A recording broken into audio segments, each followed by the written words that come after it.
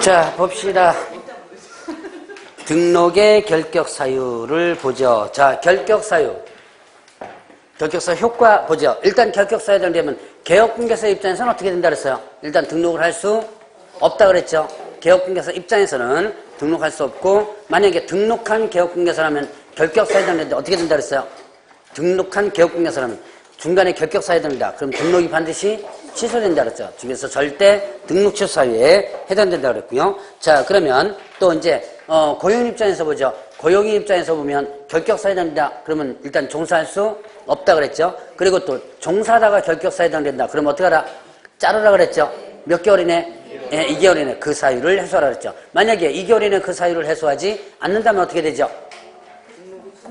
예, 등록 취소 2개월 이내 고용인 안 자르면 업무정지 받는다 그랬죠. 자, 업무정지 부분 들어가면 되고요. 자, 그러면 이제 보죠. 이 관계기관에 조회할 수 있다 그랬죠. 그래서 등록관청은 개업공개사이 결격사유에 해당하는지 여부를 확인하기 위해서 관계기관에 조회할 수 있다라는 부분이 있었습니다. 자, 그러면 이제 결격사유 효과, 결격사유자를 보죠.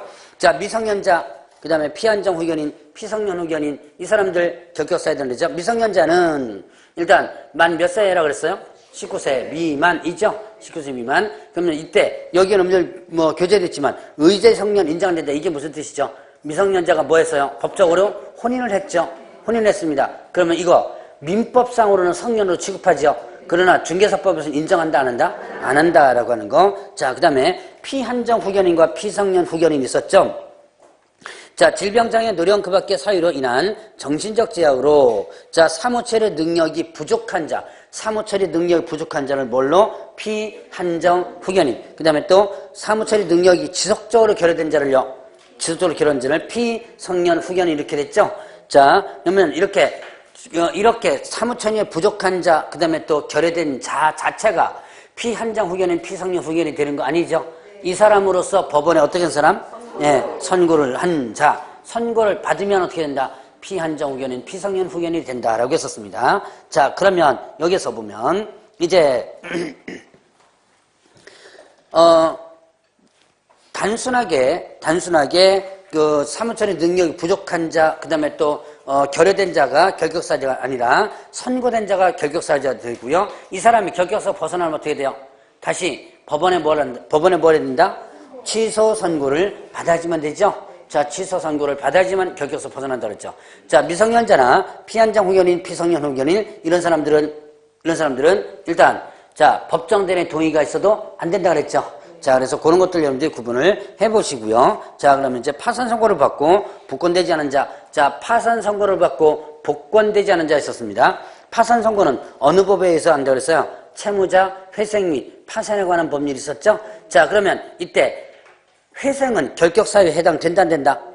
회생. 자, 뭐 여러분들 프린트본에는 없죠? 자, 회생 많이 들어보셨죠? 자, 보죠. 일단 법 이름을 한번 적어보죠. 자, 채무자 회생 및 파산에 관한 법률, 파산에 자 관한 법률 이 법에 의해서 이제 파산 선고가 내려지는데 이때 회생은 결격사유에 해당된다 안 된다? 안 된다. 이것만 일단 하나 적어놓으세요. 옆에다가 살짝 회생은 결격사유에 해당 안 됨이라고 적어놓으면 되겠죠? 자, 그래서 법 이름까지는 여러분들이 알 필요 없습니다. 자, 회생 자체는 결격사유에 해당된다. 파산만 결격사유에 해당되죠. 자, 그럼 파산 선고를 받고 복권되지 않은 자가 결격사유자죠. 그럼 복권되면 어떻게 돼요? 결격사유에서 벗어나죠. 그럼 복권되는 방법이 세 가지가 있었죠. 뭐 있었어요? 복권되는 방법. 여러분 뭐 거기는 교재 있죠. 자, 면책 결정을 받았거나 아니면 또 예, 복권 판결을 받았거나 아니면 또 예, 몇 년 경과된다면 10년이 경과되었죠. 면책 책임을 어떻게 한다? 면한다라고 했었죠. 그래서 면책 결정을 받기 위해서는 어떻게 한다? 이제 딴짓을 안 하는 그 돈 빌려서 딴짓을 안 하는 거죠. 제가 얼마 전에 그 면책 지금 신청하러 뛰어다니는 사람을 봤는데요. 야, 정말로 철저하더만요. 금융거래 10원짜리 된 건 내가 옛날에 까먹었던 통장만 만들었던 게 있대요. 그것까지도 법원에서 다 뒤진다 그래요. 그 통장 이거 왜 만들었냐? 그 돈 어떻게 썼느냐? 나 소명 다 해라. 이런 식으로. 그러니까 이 면책 결정 받기가 상당히 힘들어요. 자, 어쨌든 이렇게 면책 결정을 받게 되면 이제 책임을 어떻게 한다? 면한다. 그래서 돈을 이제 안 갚아도 되죠. 자, 근데 면책 결정을 못 받았다면 어떻게 한다? 열심히 돈 벌어서 갚으라 그랬죠. 갚아서 자, 돈 다 갚았다. 채무 변제 다 했다. 그러면 결격서 벗어난다? 아니다 그랬죠? 채무 변제 다 했으니까 돈 다 갚았으니까 돈을 원위치해 주세요. 복권 신청한다 그랬죠. 복권 신청한다는 게 입니다. 결격서 벗어난다? 아니다 그랬죠. 그럼 언제 벗어나는 거? 신청해서 복권 판결에 좀 벗어난다 그랬죠. 자, 그 다음에 10년이 경과되면 벗어난다 그랬죠. 자, 그래서 그 세 가지 여러분들 구분을 해보시고요. 자, 그러면 여기서 이제 복권되면 결격서 벗어난다는 것을 여러분들 구분해서 기억해 놓으시고, 자, 이제 금고 이상형의 금고 형벌받은 자 구분해 보죠. 자, 금고 이상형에 뭐 했었어요? 실형을 선고받았습니다. 선고받고 나서 집행이 어떻게 됐다? 집행이 종료되었거나, 자, 집행 종료되었거나, 이게 왜 되냐? 자, 종료가 되었거나, 아니면 집행이 어떻게 된다면, 면제가 된다면, 이때 이 종료된 것으로 보는 것까지, 된 것으로 보는 자까지가 포함된다 그랬죠? 자, 몇 년이 경과되지 않은 자? 3년이 경과되지 않은 자 그랬습니다. 자, 그래서 금고 이상형의 선고를 받고 집행 종료, 만기 출소해서 3년 종료된 것으로 보는 자, 이거 어떤 사람이라고 그랬어요? 가석방이라고 그랬죠? 자, 가석방 됐습니다. 근데 가석방 됐다고 해서 종료된 것으로 보는 자가 아니었죠? 가석방 된 다음에 어떻게 된 거예요? 가석방 된 다음에 자녀형이 어떻게 됐다? 종료가 된다면, 이건 이제 법적으로 얘기하면 가석방 기간이 종료됐다라고 합니다. 정확히 표현하면 가석방에 관한 법률에 보면 정확히 표현하면 가석방 기간이 종료됐다고 하는데, 자, 근데 여기서 보면 그냥 여러분들이 쉽게 남은 형, 자녀형이 종료됐을 때 이렇게 표현합니다. 자, 그래서 종료되면 그때부터 몇 년? 3년. 그러니까 가석방 된 때부터 3년이 아니었죠. 그거 여러분들 시험 문제 나왔던 겁니다. 여러분들 꼭 기억을 해 놓으시고요. 자, 이렇게 남은 형이 끝나고 나서부터 3년이다. 그 다음에 집행면제하면 뭘 얘기한다? 특별 사면이 있었죠? 특별 사면. 자, 특별 사면을 받게 되면 남은 형을 면제시켜준다 그랬죠? 남은 형을 면제시켜주면 그때부터 몇 년? 3년. 근데 자, 이 특별 사면과 대비된 특별한 개념이 또 하나 있었죠? 일반 사면이 있었죠? 이거 반대 개념이라고 보다보다 한 단계 위 개념이죠? 일반 사면이 있었죠? 일반 사면. 일반 사면은 집행면제가 아니죠? 집행면제가 아니고 이건 그 자체, 즉 형 자체를 갖다가 면제해주는 거다. 있었던 것을 어떻게 돼요? 없었던 것을 해주는 것이 바로 일반 사면이다. 그럼 일반 사면은 어떻게 돼요? 바로 결격에서 벗어난다. 이게 두 가지 비교를 하면 특별 사면은 사면 받은 날부터 몇 년? 3년이 지나지면 되고요. 일반 사면은 어떻게 돼요? 일반 사면 곧바로 결격에서 벗어난다 그랬죠. 그래서 이 두 가지 개념만 여러분들 일단 기억을 하고 있으면 된다 그랬습니다. 자, 그 다음에 금고 이상형의 어떻게 돼요? 금고 이상형의 집행유예 기간 중에 있는 자 이랬습니다. 자, 금고 이상형의 집행유예 기간 중에 있는 자, 집행유예 기간 동안만 뭐가 되고 결격사에 되고 집행유예 기간이 끝나면 결격사에서 간다? 벗어난다. 자, 그러면 징역 1년에 집행유예 2년, 집행유예 2년 이렇게 됐습니다. 자, 그러면 이거는 결격사 기간이 몇 년이에요? 2년이죠? 자, 징역받은 거 전혀 신경 쓰면 안 되죠? 자, 여기에서 집행유예 기간만 요것만 신경 쓰면 되죠? 자, 그래서 금고 이상형의 집행유예 기간 중간만 결격사야 되고 집행유예 기간이 끝나면 결격사 벗어난다 그랬어요. 자, 그럼 이때 집행유예 말고 또 유예가 있는데요. 선고유예라는 게 있어요. 선고유예는 결격사유예 해당된다 안 된다? 결격사 해당 안 된다. 자, 집행유예와 선고유예 차이점이 뭐예요? 집행유예는 형을 선고를 하죠. 형을 선고를 한 다음에 집행을 미루는 거예요. 자, 의미 간단히 파악합니다. 집행유예란 형을 선고를 한 다음에 뭘 미루는 거? 집행이 뭐라 그랬어요? 집어넣는 게 집행이라 그랬죠? 징역형 하면 집어넣어야죠. 그걸 미루는 게 집행유예입니다. 선고유예는 뭐예요? 그러면 이건 뜻 이제 파악해야죠. 선고유예는 그래 선고를 미루는 거예요. 선고 자체를 아예 밀어버리는 것을 뭐라 한다? 선고유예. 그러니까 선고유예는 결격사에 해당되지 않죠. 자, 그러면 기소유예는요? 기소유예 결격사에 해당돼야 한대요. 기소유예 어디서 많이 들어보지 않았어요? 어디서 들어봤어요? 드라마에서. 자, 이제 5월달입니다. 그럼 5월달에 드라마에서 그러면 이제 안 되죠? 그렇죠. 공소제기 기소유예 어디서 있었어요? 그렇죠. 포상금제도 부분에 있었죠? 자, 그러면 이 기소유예는 아예 기소 자체를 미루는 거죠? 이거는 결격사와 전혀 상관이 없는 거죠. 자, 그래서 이런 것들 여러분이 구분해 보시고요. 이게 뭐만 결격사야 된다? 집행유예만 결격사야 된다라고 했죠. 자, 그러면 이제 자격 취소는 몇 년? 공인중개사 자격이 취소되면 몇 년간? 3년간 결격사야 되는지 3년간 종사도 못하고 시험도 못 본다 그랬죠? 자, 그 다음에 자격정지는요? 자격정지. 자, 소속공개사 자격정지 했었죠? 자격정지는 어떻게 된다? 그 정지 기간 동안. 자격정지는 결격사입니다. 자격정지는 결격사입니다. 그 정지 기간 동안이 뭐가 된다?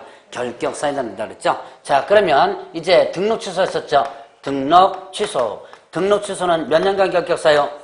3년간. 자, 이 법 위반해서 중개사무소 개설 등록이 취소되면 3년간 결격사예요. 참고적으로 보면 이 법 위반해서 중개사무소 개설 등록 취소됐을 때 3년입니다.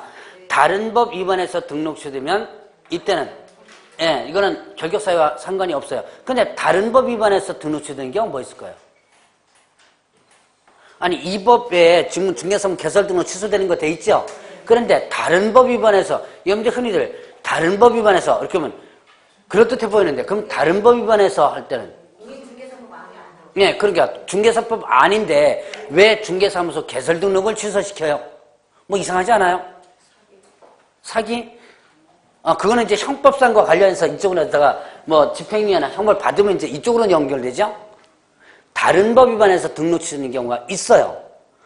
뭐냐? 바로 국세나 지방세를 체납했을 때예요. 여러분들 혹시 저기 세금 체납해본 분 계세요? 3회 이상, 500만 원 이상 체납해보신 분 없습니까? 자, 그 체납을 하면 세무서장이 관청으로 쫓아가가지고 얘 사업 좀 취소시켜주세요라고 요청을 합니다. 그럼 중개사무소 개설 등록이니까 등록도 사업이죠. 그 사업 취소시켜달라고 요청을 하면 정당한 사유가 있는 경우를 제외하고는 취소를 시켜야 돼요. 근데 이거는 이 법 위반해서 취소가 되는 게 아니죠? 그래서 이거는 결격사야 되지 않습니다. 그러니까 여러분들이 국세나 이런 거 체납하면요, 사업 자체가 취소될 수 있어요. 이거는 뭐 전체적인 개념입니다. 꼭 중개사법뿐만 아니라. 어쨌든 여기서 이 법 위반해서 등록이 취소되면 몇 년간 결격사요? 3년 결격사요. 자, 이때 이제 여기 예외적인 부분 두 가지가 중요하죠. 이 두 가지가 여러분들이 반드시 기억해야 되는 부분입니다. 자, 등록 취소되면 3년이라고 했죠. 이 3년의 기간이 어떻게 한다? 적용되지 않는 게 있습니다. 뭐 있었죠? 사기결. 사기결은 부분이 있었죠? 자, 사망, 해산. 있었고요. 뭐예요? 기준, 미달. 그 다음에 또 결격, 사유로 등록이 취소된다면. 자, 사망, 해산으로 등록 취소됩니다. 사망, 해산. 자, 그러면 사망, 해산하면, 아까 바로 배웠네요. 사망, 해산하면 어떻게 돼요? 등록 효력이 소멸되죠. 자, 등록 효력이 등록 취소가 안 된다 하더라도 이미 등록 효력이 된다. 소멸됐죠. 그런데도 불구하고 등록을 취소시킨다. 어차피 법적으로 등록 효력이 없었는데 왜 취소시킨다 그랬어요? 이유 행정 절차상의 문제라 그랬죠. 그러면 이거는 사망해서는 어차피 법적으로 없어졌습니다. 취소됩니다. 얘한테 죽은 사람한테 너 3년 할 필요가 없겠죠. 그래서 이때는 3년 기간 적용하지 않는다. 등록 취소돼도. 자, 이제 죽었으니까. 근데 해산 같은 거 보세요. 자, 법인이 만약에 임의적으로 해산했습니다. 그러면 이때는 등록 취소된다 하더라도 다른 법인에 가서 또 다른 데 가서 등록할 수 있는 게 되는 거죠. 결격사 3년 적용되지 않으니까. 자, 그 다음에 등록 기준 미달로 등록이 취소돼요. 자, 그러면 어떻게 한다? 제가 이 기준 미달과 관련된 부분 예를 한번 들었던 적이 있었습니다. 기준 미달로 등록 취소된다. 그러면 이때는 기준이 미달됐다는 것은 중개사법 위반할 목적이 아니다. 그렇기 때문에 이거는 취소된다 하더라도 어떻게 돼요? 곧바로 다시 기준 채워가지고 바로 등록할 수 있다라는 부분이었죠. 자, 결격사유 금방 얘기했습니다. 결격사에 해당된다. 개업공개사가 결격사에 된다 그러면 어떻게 돼요? 등록이 반드시 취소되는 사유에 해당되죠. 절대 등록 취소 사유에 해당됩니다. 자, 사기결 다 이건 절대 등록 취소, 절대 등록 취소, 기준 미달은 상대 등록 취소죠. 자, 그러면 이때 결격사에 해당돼 가지고 등록이 반드시 취소됩니다. 그러면 원래 결격서에 기간이 있었죠. 원래 결격서 기간만 적용하면 되고, 자, 등록 취소는 3년 적용할 필요가 없더라라는 얘기예요. 자, 그런 거 이제 구분을 해 놓으시면 됩니다. 자, 그럼 이제 예를 한번 들어볼까요? 자, 2016년 1월 1일 날 어떤 개업공개사가 이 법 위반해서 자, 이 법 위반해서 300만 원 한번 해볼까요? 자, 이 법 위반해서 이 법 위반해가지고 300만 원의 벌금을 선고받았습니다. 조금 이따가 할 거예요. 자, 이 법 위반해서 300만 원 벌금 선고받았다. 결격사에 해당돼야 안 돼요? 된다. 이 법 위반해서 벌금 결격사유죠. 자, 그러면 결격사에 해당되니까 개업공개사가 결격사에 해당되니까 근데 어떻게 돼요? 이제 그 결과는 어떻게 된다? 등록이 반드시 취소되는 결과가 나오죠. 그래서 등록관청에서 1월 10일 날 등록을 어떻게 했다? 등록을 취소시켰다. 뭐 때문에 취소됐어요? 뭐 때문에? 결격 사유 때문에 등록이 취소됐죠. 이 사람 자, 이 법원에서 벌금 300만 원 벌금을 선고받으면 몇 년간 결격사예요? 3년 결격사였죠. 이 사람 언제부터 중개업할 수 있을까요? 계산해 보세요. 19년 1월 1일 10일이 아니고 1일이죠. 자, 등록 취소는 전혀 상관이 없죠. 원래 기존의 결격사유가 요거죠. 요것만 계산하면 된다는 얘기. 자, 요 얘기를 하고 있었죠. 자, 그래서 3년 적용되지 않는 거 사망, 해산, 기준 미달 결격사유, 사기결 있었고요. 자, 그 다음에 또 하나 더 있었죠. 폐업 후에 재등록 공인중개사가 폐업 전에 행위로 뭐가 된다면 등록이 취소된다면 이때 뭘 빼준다 그랬어요? 폐업 기간. 자, 폐업 기간을 뭐 한다? 공지한다 그랬죠. 빼준다. 폐업 기간을 공지한다 그랬습니다. 자, 폐업했다가 다시 재등록한 개업공개사가 폐업 전에로 등록이 취소된다. 그러면 폐업 기간을 빼준다. 자, 폐업했다가 다시 등록하면 자, 이제 뒤에 행정처분의 승계 부분에서 나옵니다. 폐업했다가 다시 재등록합니다. 그럼 어떻게 된다? 폐업 전에 개업공개 지위가 그대로 어떻게 돼요? 승계된다 그랬죠? 그 지위가 그대로 승계되면서 폐업 전 행위에 대해서 어떻게 한다? 등록 취소나 업무 정지를 할 수 있도록 만들어뒀다 그랬죠? 이때 폐업 전 행위로 등록이 취소됩니다. 그럼 이때 뭐 빼준다? 폐업 기간을 빼준다 그랬죠? 자, 그래서 한번 보죠. 여기서 이것도 한번 이거는 사례 여러분들이 들었던 부분일 겁니다. 2015년 자 10월 1일 날 어떤 개업공개사가 등록 취소 행위를 했다.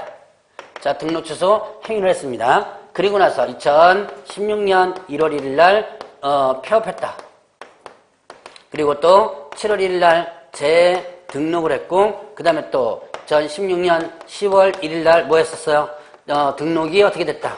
취소됐다. 등록 취소됐습니다. 자, 등록 취소됐는데요. 뭐 때문에 등록 취소됐다? 뭐 때문에 등록 취소? 폐업 전에 행위 있었죠? 이 행위 때문에 등록 취소됐다. 그럼 이 사람 언제부터 중개업할 수 있다?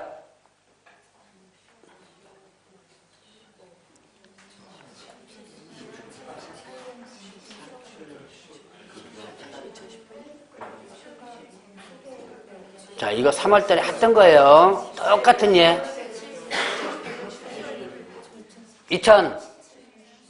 자, 등록 취소되면 자,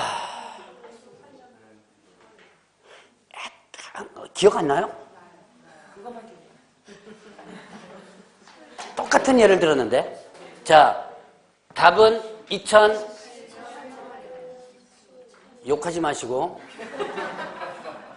답은 2019년 4월 1일이에요. 자, 여러분들이 지금 왜 18년 소리가 나오느냐? 욕한 것 같다, 좀. 자, 이게 지금 여기서 계산을 한 것 같아요, 지금. 이건 뭐예요, 이건? 행위를 한 거죠? 취소된 건 언제 취소됐어요? 이게, 자, 이때 뭐가 됐고, 행위를 했고, 들켜서 취소된 거는요? 언제 10월 1일? 여기다 꼭 제가 2016년이라고 써야지만 되나요? 자, 그러면 여기는 2016년 10월 1일 날 취소됐죠?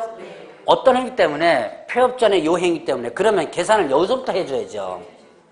여기서부터 해줘야죠? 자, 그러면 19년 자, 원래 요거 계산하면 어떻게 돼요? 요거 계산하면 2019년 10월 1일이죠. 근데 여기서 보면 폐업 기간 뭐 한다? 빼준다 그랬죠? 빼주면 얼마? 6개월 빼주면 그렇죠. 4월 1일이죠. 그러니까 여러분들이 의외로 이걸 계산하는 이걸 저는 답이 모를 때 답이 16년 10월 1일 날 답이 나올 줄 알았는데 의외로 답이 여기서부터 계산하는 답이 나오네요. 자, 요건 행위를 한 거고 처음 받은 건 요때 처음 받은 거죠. 자, 일단 이런 부분들 여러분 얘를 머릿속에 외우려고 그러지 말고 왜 이렇게 되는가를 갖다가 여러분들이 한번 이해를 하고 넘어가 줘야 돼요. 자, 그래서 이렇게 다시 한번 폐업했다가 다시 재등록한 기업공개사는 폐업 전의 행위에 대해서 등록이 된다면 이때 뭐 빼준다? 폐업 기간을 빼준다라고 했었죠. 자, 그거 구분해 보시고요. 자, 그 다음에 이제 업무정지 부분 나왔죠. 업무정지. 자, 업무정지는 결격 사유에 해당된다, 안 된다? 안 된다. 업무정지 자체는 결격 사유에 해당되지 않는다 그랬죠. 자, 그러면 자격정지는 결격 사유에 해당돼야 안 돼요? 되죠? 소속공개사가 자격정지를 받으면 자격정지 기간 동안이 결격사유죠. 그런데 업무정지 자체는 결격사유에 해당되지 않는다 그랬어요. 왜냐? 이게 결격사유라면 말이 안 된다 그랬죠? 업무정지가 결격사유다. 그러면 결격사니까 또 등록이 취소되는 연쇄적인 효과가 발생돼 버리죠. 그럼 업무정지 의미가 없죠? 그래서 업무정지 자체는 결격사유에 해당되지 않는다. 그런데 업무정지 뭐 할 때 기간 중에 뭐 하게 되면 폐업을 하게 된다면 업무정지 기간 중에 폐업한다면 그 정지 기간 동안이 뭐가 된다? 결격사유에 해당된다 그랬죠. 업무정지 기간 동안이 결격사유다. 이는 왜 이거 만들어놨다 그랬어요? 이거는 폐업 때문에 만들어놨다 그랬죠. 자, 폐업하면 등록 효력이 소멸되죠. 등록 효력 소멸되면 업무정지 효력도 소멸돼 버리죠. 그러면 자, 업무정지 받자마자 폐업합니다. 그럼 업무정지 자체가 없어져 버리니까 다시 등록할 수 있는 현상이 벌어지죠. 그것 때문에 그 정지기간 동안을 뭘로 막아놨다? 결격사유로 막아놨다 그랬어요. 자, 그 다음에 업무정지 사유 발생 당시에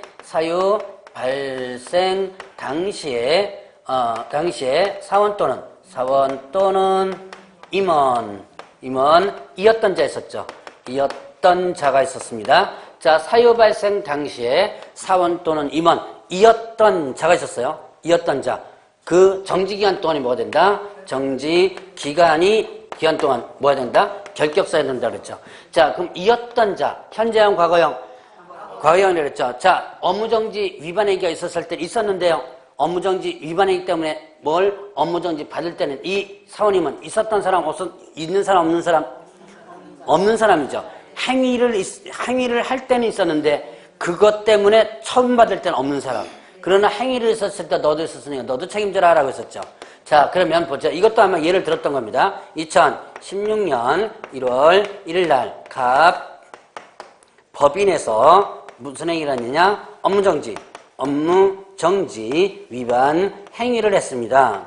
위반 행위를 했는데 자, 이때 A와 B가 A하고 그 다음에 B라는 임원이 근무하고 있었습니다. 임원이 근무하고 있었는데 자, 업무정지 위반 행위가 있었어요. 근데 2월 1일 날 뭐 했다? 자, A라는 임원이 뭐 했어요? 임원이 사임했습니다. 사임하고 근데 사임하는 순간에 짝을 맞춰줘야죠. 조건 갖춰줘야죠. 등록 기준 미달되니까 공인중개사가 빠지거나 그러면 미달되죠. 곧바로 어떻게 됐냐? C라는 임원이 채워졌습니다. 임원이 들어왔다가 얘도 2월 28일 날 사임하게 됩니다. 회사가 별로 안 좋은가 봐요. 이렇게 계속 나가는 거 보니까. 자, 그리고 3월 1일 날 뭐가 된다? 갑법인이 어떻게 됐냐면 업무정지 받습니다. 업무정지를 받아요. 자, 업무정지 3개월 받았습니다. 3월 받았어요. 뭐 때문에 업무정지 받았다? 업무정지 받은 이유는 자, 1월 1일 날 업무정지 행위를 했죠. 자, 그 행위가 언제 들켜가지고 요때 들켜서 3개월 받았습니다. 자, 그러면 이때 업무정지 사유 발생 당시에 사원 또는 임원이었던 자는 누구예요? 답은 A예요? B예요? C예요? 답은 A입니다. A. B는요? 해당돼야 안 돼요? 안 되죠. 자, 얘는 안 나갔죠? 여기에 그냥 그대로 있죠? 자, 그러면 얘는 갑법인의 업무정지 기간 동안 업무만 못할 뿐 결격사유 자체는 아니다. 얘가 결격사유는 문제가 또 돼요. 왜 문제가 됩니까? 사원 임원이 결격사유 되면 몇 개월 내에 잘라라? 2개월 내에 잘라야. 만약에 얘가 근무하고 있는데 결격사유 된다면 어떻게 돼요? 얘 또 잘라야죠. 안 자르면 또 이 법인 등록이 취소되는, 이게 말이 안 되는 얘기가 벌어지죠. 자, 그래서 얘는 결격사가 아닙니다. 얘는 업무정지 기간 동안만 푹 쉬고 있으면 돼요. 누구만? A만. 자, 그럼 C는요? C는 전혀 상관이 없는 사람이죠. 사유 발생 당시에 있었어요? 없었어요? 없었죠. 그러니까 사유 발생 당시에 있었던 사람 누구? A와 B죠. 근데 A는 나가고 B는 그대로 있죠. 그래서 답은 A만. 자, 사유 발생 당시에 있었습니다. 그리고 그것 때문에 업무정지 받을 때는 없죠. 그러니까 요 3개월 기간 동안 A는 뭐가 된다? 결격사유 된다라는 거. 그래서 요게 사유 발생 당시에 사원 또는 임원이었던 자, 그 정지기간 동안이 결격사유다 그랬죠. 자, 그러면 이제 이 법 위반해서, 자, 이 법 위반해가지고 뭐 했을 때, 위반해서 뭐 하게 된다면, 300만 원 이상의 뭘 받는다면, 벌금형을 선고받는다면. 자, 이 법 위반해서 300만 원 이상 벌금형 선고받는다? 그러면 몇 년간 결격사유? 3년간 결격사유. 자, 그러면 다른 법 위반해서 벌금형은요? 다른 법 위반해서 벌금형은 결격사유 해당 안 되죠? 다른 법 위반해서 벌금형은 결격사유 아니다. 뭐에 대해서만? 이 법 위반해서만 해당된다. 자, 이 법 위반해서 300만 원 이상 과태료 먹었습니다. 과태료 처분받았어요. 그러면 결격사유 해당 된다 안 된다? 자, 과태료는 결격사유 해당 안 됩니다. 자, 뭐만 벌금만이에요. 과태료 만약에 이때 이 법 위반하여 300만 원에서 과태료 처음 받은 경우 3년간 결격사유다. 그럼 틀려요. 자, 그걸 여러분들 조심하시고요. 과태료는 일단은 결격사유와는 전 상관이 없는 거. 뭐만? 벌금만 결격사유와 관계됩니다. 자, 그러면 보죠. 이때 3년간 결격사유다. 근데 여기에서 경합범일 경우는 어떻게 한다 그랬어요? 경합범일 경우에는 이때는 벌금에 대해서 뭐하라? 분리선고하라. 이런 내용이 있었죠? 분리선고하라. 벌금에 대해서 분리선고하라. 이게 무슨 뜻? 중개사법과 다른 법을 같이 위반했습니다. 같이 동시에 위반해가지고 같이 처분받을 때 이걸 소위 말하는 뭐라 한다? 경합범이라 그러죠? 자, 이 경합범은 일단 벌금형 선고할 때 원래는 어떻게 한다 그랬어요? 이런 경합범 원래는 두 가지 법을 합쳐가지고 그냥 벌금 500만 원 뭐 이런 식으로 선고를 하는 거라 그랬죠? 그런데 중개사법에서는 중개사법과 다른 법을 동시에 위반해서 경합범이 됐을 때는 이때는 어떻게 된다? 벌금형을 분리선고하라. 자, 이때 벌금 분리선고하는 이유는 왜 그렇다 그랬어요? 예, 300만 원인지 아닌지를 모르죠? 그래서 분리선고하라는 얘기가 나왔다 하였습니다. 자, 그것도 여러분이 기억을 해놓으시고요. 자, 그 다음에 또 법인이 있어서 사원 또는 임원이 뭐에 해당된다면? 결격사유에 해당된다면. 자, 법인에 있어서 사원 또는 임원이 결격사유에 해당된다. 그러면 어떻게 된다? 이 법인 자체가 어떻게 돼요? 결격사유에 해당됐죠. 사원 또는 임원은 뭐라 그랬어요? 사원 또는 소위 말하는 경영진이라고 그랬죠. 한 명이라도 결격사유에 된다면 법인 자체가 결격사유에 된다. 그래서 법인 자체가 결격사유에 된다니까 어떻게 돼요? 법인이 등록이 취소돼 버리죠. 자, 그럼 법인이 등록이 취소돼 버리면 어떻게 되는 거예요? 한 사람 때문에 등록 취소되면 너무 심하죠. 그래서 예외로 만들어놨죠. 이 결격사유에 있는 사원임원을 몇 개월 내? 2개월 내 그 사유 해소하면 어떻게 된다? 예, 등록 취소되지 않는다 그랬죠. 자, 그럼 이제 여기서 구분해보죠. 결격 사유가 있는 사원 또는 임원이 있습니다. 그 다음에 고용인이 있어요. 소속공개 중개보조원. 자, 이제 두 가지 보겠습니다. 결격 사유가 있는 사원 또는 고용인이 있습니다. 사원 또는 임원, 고용인. 자, 마찬가지 똑같죠? 얘 2월 내에 뭐하라? 해소하라. 마찬가지로 고용인 2월 내에 해소하라 그랬죠? 똑같죠?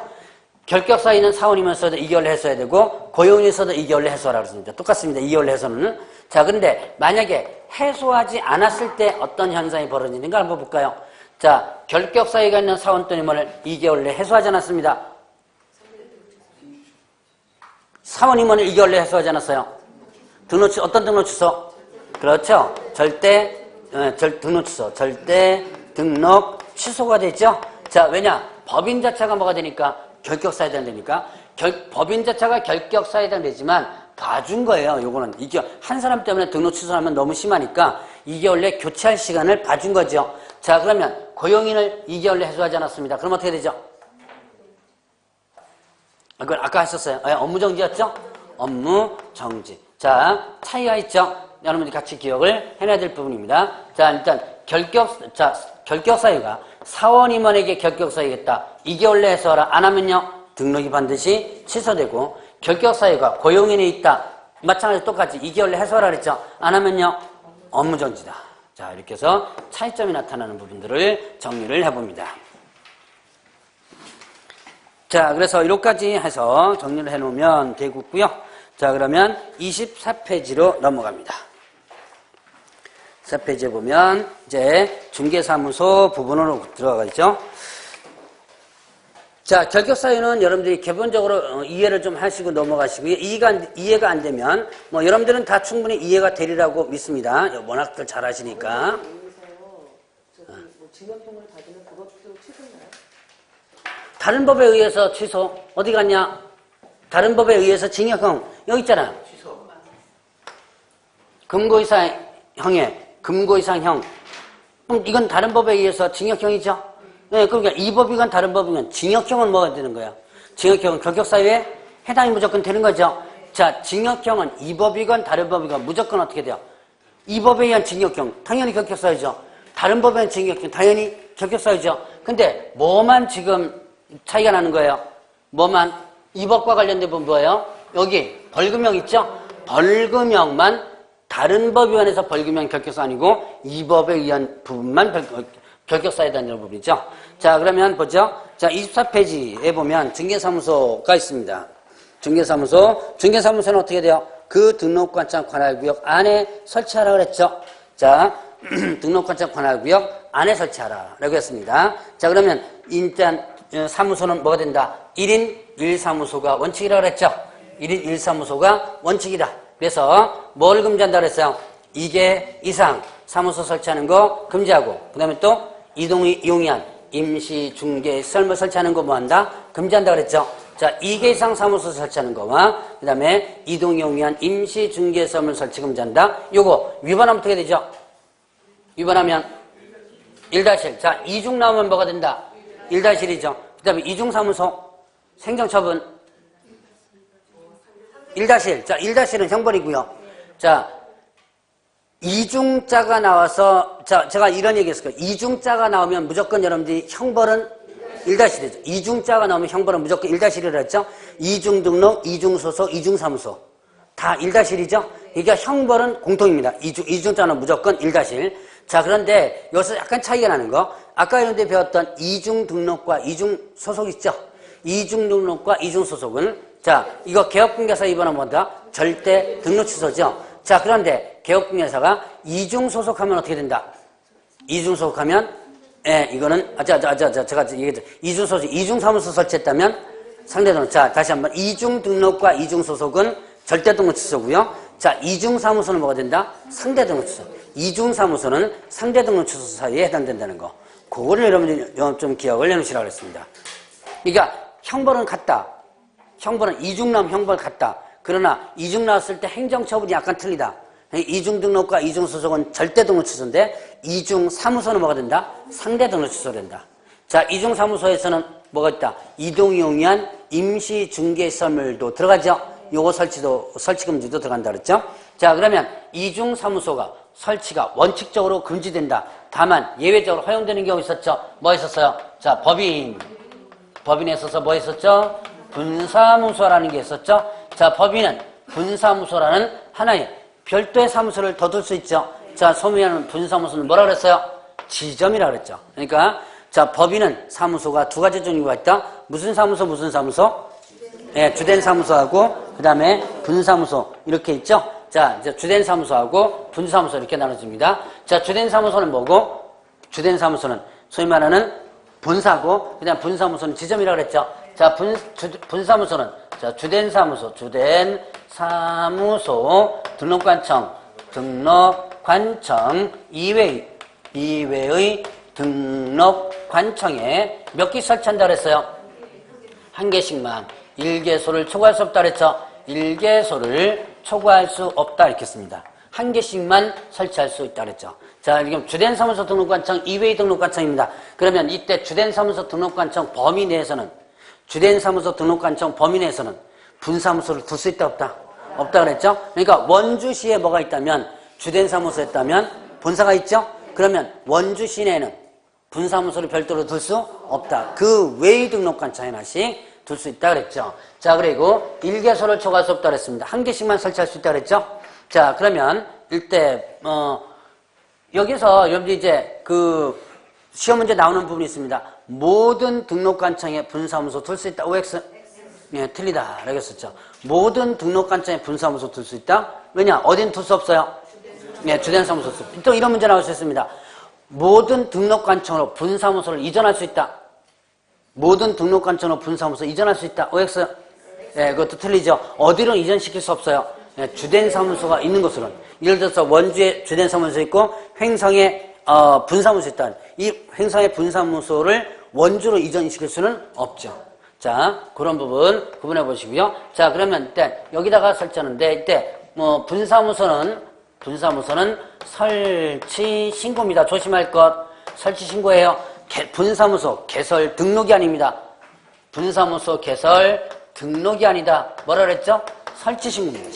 설치 신고. 자, 설치 신고하는데 어디다가 설치 신고한다? 주된 사무소 등록관청, 주된 사무소 등록관청에 설치 신고한다 그랬죠? 자, 그래서 여기서 이제 제가 늘 강조했던 거 있죠? 분사무소에 대한 모든 행정 업무는 어디서 처리한다? 주된 사무소. 분사무소에 대한 모든 행정 업무는 어디서 처리한다? 주된 사무소 처리한다. 라고 하는 거 구분해 놓으랬죠. 자, 그러면 이제 이렇게 해서 주된 사무소 등록관청에다가 설치 신고하는데, 설치 신고할 때 세 가지 준비하는 과정이 있었죠. 일단 설치하는 지역에 뭐 구하고, 사무소 구하고, 그 다음에 누구 뽑아야 돼요? 분사무소. 네, 책임자 뽑아야죠. 책임자 누가 해야 돼요? 네, 공개사 해야 되고요. 그 다음에 또 얘 책임자 뭐 하라? 예, 실무교육 받으라 그랬죠. 자, 그 다음에 또 뭐 설정하라? 업무 보증 설정하라 했습니다. 얼마 이상? 자, 분사무소는요? 1억 이상이죠. 주된 사무소? 2억이죠. 자, 분사무소 얼마 이상? 1억 이상 설정해 주면 된다. 알겠습니다. 자, 그러면 이때 업무 보증을 설정하는데, 자, 분사무소를 갖다가 지금 법인 설립하면서 분사무소 3군데 두고자 합니다. 그러면 세 군데 두고자예요. 그럼 이 법인은 업무 보증을 얼마만큼 설정해야 될까요? 5억. 네, 5억을 설정해 줘야지만 되죠. 최소 5억. 왜 최소 5억이에요? 일단 주된 사무소 2억에다가 각 분사무소 각각 1억씩 3억 하면 5억이 되는 거죠. 자, 그러면 이제 이렇게 해서 세 가지 준비합니다. 다시 한번 보죠. 뭐 구하고, 사무실 구하고, 책임자 누구 뽑고, 공개서 뽑고, 그 다음에 또 실무교육 받아야 되고요. 업무보증 설정하라 그랬죠. 자, 그러면 이렇게 해가지고 이제 준비했습니다. 그럼 서류가 나오죠. 사무소 구하라으니까 사무소 확보, 증명서를. 사무소 조건은 아까 중개사무소 개설 등록할 때 조건과 똑같죠? 그것도 한번 연습해 볼까요? 어디에 기재된 건물? 건축물 대장에 기재된 건물. 어디는 안 되고요. 가설노조인데 안 되죠. 자, 그 다음에 또 건축물 대장에 기재가 안 돼도 된다 그랬죠. 어떤 경우에? 준공업무사 사유서를 받았을 때는 이때는 서류가 하나 더 들어갑니다. 여기다 추가로 하나 더 들어가요. 네, 사유서. 지연되는 사유서를 첨부해 줘야지만 되죠. 자, 그 다음에 또 이제 확보하는 방법은 소유하거나 전세 임대차 사용대차 방법을 확보하죠. 자, 그래서 이렇게 사무소 확보 증명서로 들어가고요. 책임자, 자, 봉인 중에서 자격증 사본 들어간다 안 들어간다? 안 들어간다. 요거 자격증 사본 들어가지 않습니다. 요거는 어떻게 알아? 등록관청에서 발급한 시도자에게 취득 여부를 확인한다 그랬죠. 자, 실무교육 서류 사본 들어가고요. 업무보증 설정 서류 사본 들어갑니다. 자, 그럼 이제 서류 준비해가지고 주된 사무소 등록관청에다가 설치 신고, 등록이 아닌 신고라 그랬죠. 신고를 하면 뭐 확인하고 결격 사유를 확인한 다음에 그 다음에 또 설치 신고 필증을 자 신고 필증을 어떻게 한다? 교부한다 그랬죠? 신고 필증을 교부해주고 나서 지체 없이 어디로 통보한다 그랬어요? 네, 설치 예정지역 등록관청으로 통보한다. 자, 요게 분사무소 설치와 관련된 부분. 그래서 여러분들 정리를 해놔야 될 부분입니다. 자, 그래서 여기까지 이제 분사무소 관련된 부분을 한번 정리해봤고요. 특히 여러분 분사무소 관련된 부분, 요 준비되는 과정 있죠? 이런 서류들, 이런 것들 여러분들 구분을 해보시기 바랍니다. 자, 그것까지 하면 이제 중개사무소 명칭 성명 표기하는 부분을 보죠. 자, 25페이지에 보니까 중개사무소 명칭 및 성명 표기 나오네요. 자, 거기 보니까 뭐 자, 꼭대기 분사무소 설치 신고 필증의 재교부 있죠? 그거 재교부는 등록증 재교부와 일단 같다고 보면 됩니다. 자, 그다음에 이제 그 명칭과 관련된 부분. 자, 개업공개사는 개업 공개사는 어떤 명칭 쓰라 그랬어요? 개업공개사는 어떤 명칭 써라? 네, 공인중개사 사무소 부동산 중개. 자, 이거는 공인중개사 사무소라든가 그다음에 부동산 중개라는 명칭을 써라 그랬죠. 자, 이거 명칭을 써라 그랬습니다. 이거 안 쓰면 어떻게 되죠? 네, 100만 원 이하의 과태료죠. 자, 그러면 이때 누구는요? 이 개업공개사 중에서 부칙개업공개사였죠? 부칙개업공개사는 뭐 쓰면 안 된다? 네, 공개사, 공인중개사 사무소라는 명칭 쓰면 안 된다 그랬죠? 요거를 금지한다. 그러니까 이 부칙은 뭐만 쓰란 얘기? 네, 부동산 중개라는 명칭만 쓰란 얘기죠. 부동산 중개. 자, 그 다음에 또 개업공개사. 자, 개업 공인중개사가 아닌 자 있었죠? 아닌 자. 개업공개사 아닌 자는 어떤 명칭 쓰면 안 된다? 공인중개사. 자, 공인중개사 사무소라든가 그 다음에 부동산 중개라든가 또는 이와 유사 명칭, 이와 유사 명칭, 유사 명칭에 대해서 사용을 어떻게 한다? 금지한다 그랬죠. 명칭에 대해서 사용을 금지한다 그랬습니다. 요거 위반하면 어떻게 되죠? 1-1 이렇게 되죠. 자, 그러면 또 하나 이제 또 성명 표기와 관련된 부분이 있었죠? 성명 표기, 성명을 뭐하라? 표기하라 그랬습니다. 표기하라. 어디다가 5개 건구물 중 가로, 그 다음에 세로, 그 다음에 또 돌출, 그 다음에 옥상 4가지 간판에 성명을 표기해라. 인식할 수 있을 정도로 표기하라 그랬죠? 인식할 수 있을 정도로 표기하라 그랬습니다. 이거 성명 표기. 자, 성명만 표기합니다. 등록번호까지 표기하는 거 아니에요. 여러분들 저기 지나가다 보면 왜 저기 이름 있고 왜 등록번호 있고 뭐 이렇게 있죠? 근데 등록번호는 표기할 의무가 없는 겁니다. 가끔 새로 간판에도 표기를 하는 사람도 있더라고요. 그거 법적 의무 없어요. 옛날에 15년 전에 있었어요. 15년 전까지. 근데 지금은 일단 없습니다. 자, 성명만 표기하라. 요거 위반하면 어떻게 된다? 네, 100만 원 이하의 과태료 이렇게 됐죠. 자, 일단 여기서 여기까지만 한번 구분 넘어가죠. 자, 개업공개사는 공개사무소 부동산 중개 또 부동산 중개 사용하라 그랬죠. 자, 여기에 개업자가 빠집니다. 빠지고 공인중개사는 공개사무소 또는 부동산 중개라는 명칭을 사용해야 된다. OX. 자, 저번 주에도 얘기했지만 항상 공인중개사는 명칭 3가지 있죠. 그냥 공인중개사, 그 다음에 또 개업공개사, 그 다음에 또 소속공개사. 제각각의 그 용도대로 써야지만 된다 그랬죠. 그래서 여기다가 개업자가 빠지면 어떻게 된다? 틀리다라고 했었습니다.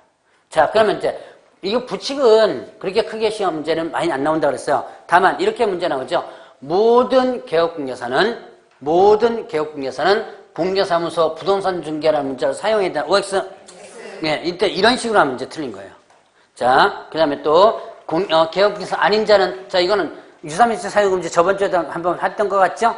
개업공개사 아닌 자는 공개사무소 부동산 중개 또는 이와 유사 명칭을 사용해서는 안 된다. 위반하면 어떻게 된다? 1-. 여기에 만약에 개업자 빠집니다. 공인중개사가 아닌 자는 공개사무소 부동산 중개 이렇게 합니다. OX. 네, 이것도 틀리죠? 자, 개업자 빠지면 틀립니다. 그거를 좀 구분해 주시고요. 다 마찬가지 이거예요. 자, 개업공개사는 성명 표기하라 그랬습니다. 공인중개사 성명 표기하라 그러면 틀리죠. 자, 그래서 이렇게 구분 한번 해보시고요. 만약에, 자, 요거와 관련된 부분에서 이런 간판 등에 대해서 위반을 한다면 어떻게 된다? 위반한다면, 자, 등록관청에서는 주차자가 등록관청입니다. 등록관청에서는 뭐 할 수 있다? 철거 명령을 할 수 있다 그랬죠? 자, 이런 명칭들 위반하면, 이런 명칭들 위반하면 등록관청에서 철거 명령할 수 있다. 이 철거 명령할 수 있고, 철거에 불응하면 어떻게 돼요? 철거 명령에 불응하면, 예, 대집행할 수 있다. 자, 이때 조심할 것, 철거 명령에 불응했다. 만약에 100만 원 이하의 과태료다. OX? 틀립니다. 철거 명령에 불응했을 때는 대집행할 수 있다는 하나 있습니다. 그거 구분해 놓고요. 자, 그 다음에 중개 광고시. 자, 중개 광고시 있었죠? 자, 중개 광고시 광고할 때, 개업공개에서는 중개대상을 광고할 때 뭐 표기하라 그랬어요? 성명, 소연, 성명, 소연, 이렇게 네 가지 표기하라 그랬죠? 성뭐죠? 성명, 명칭, 소재지, 연락처, 이렇게 되죠. 자, 중개대상을 광고할 때 성명, 명칭, 소재지, 연락처 네 가지를 표기하라. 자, 이거 표기 안 하면 어떻게 되죠? 100만 원 이하의 과태료. 자, 표기 안 하면 100만 원 과태료입니다. 자, 그 다음에 또 개업공개사 아닌 자, 개업 공인중개사가 아닌 자는 뭐 하면 안 된다? 중개업을 위한 중개 대상물 광고를 광고하면 안 된다 그랬죠? 금지. 자, 그래서 개업공개사 아닌 자. 자, 아까도 여기 개업공개사 아닌 자로 나오는데, 개업공개사 아닌 자가 누구예요? 개업공개사 아닌 자. 등록하지 않은 자죠? 자, 공인중개사 아닌 자 누구예요? 예, 자기가 취득하지 않은 자, 개업공개사 아닌 자, 등록하지 않은 자. 그럼 등록하지 않은 자는 중개업을 위한 중개대상을 광고를 해서는 안 된다 나오죠? 중개대상을 광고 금지입니다. 제가 그래서 블로그 광고라든가 이런 거 한번 얘기했던 적이 있습니다. 자, 그러면 이렇게 광고하다가 적발되면 어떻게 합니다? 형벌 1-1. 자, 일단 이거 제가 세 가지 묶어서 이렇게 얘기했을 거예요. 아닌 자가 명칭 썼거나 광고하면 1-1이었죠. 자, 아닌 자가 뭐 했거나 명칭 썼거나 광고하면. 아닌 자. 자, 뭐가 아닌 자예요? 자, 개업공개사 아닌 자가 명칭 썼거나 광고하면. 그 다음 또 공인중개사가 아닌 자가 명칭 뭐예요? 공인중개사 또는 이화사 명칭이었죠. 그래서 다시 한번 아닌 자가 명칭 썼거나 광고하면 형벌 어떻게 된다? 1-1 이렇게 된다는 거. 그거를 정리해서 구분하면 됩니다. 좀 쉬시죠. 쉬었다가 사무소 공동사용부터 들어가도록 하죠.